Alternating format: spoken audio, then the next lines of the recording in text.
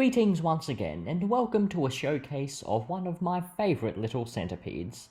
This is a sub-adult male Scolopendra morsitans from northwestern Australia.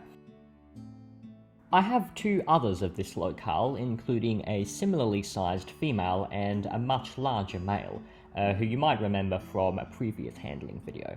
But this centipede is the most chilled out and the one that I've been handling the most often lately, and he has been calming down noticeably.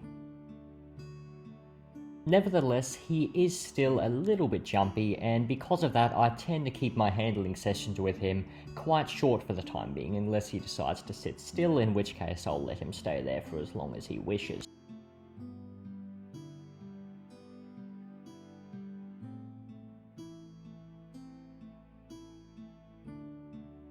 Handling centipedes is, of course, something that you need to exercise a bit of caution around. While they're not the mindless monsters that just run around biting things, they are still animals that are more than willing to defend themselves if they feel the need to, and that can result in some pretty memorable pain for the handler. And when it comes to centipedes, you just have to accept that if you handle them a lot, there will come the time when you eventually get bitten. Even so, when centipedes are properly worked with, you can minimise the risks of a bite, especially with species that aren't quite as defensive.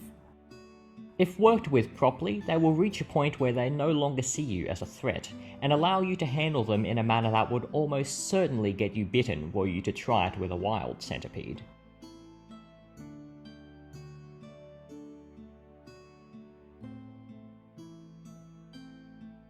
Now, this centipede does have a pretty calm temperament. He can be a bit flighty at times, but I haven't handled him overly often, so I very much doubt he's actually gotten used to it to a noticeable extent yet.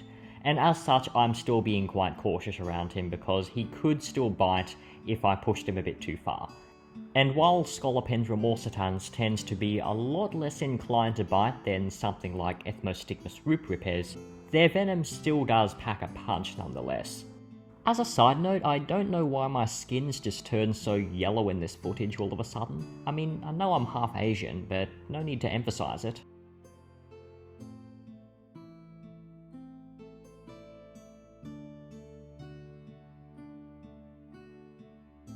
And that's it for this video. If you want to check out some of my other centipede content, these videos are a great place to start. In addition, I also have a guide on centipede care in the works, so if you want to stay tuned for that, feel free to subscribe. Thank you for watching, and I will see you again very soon.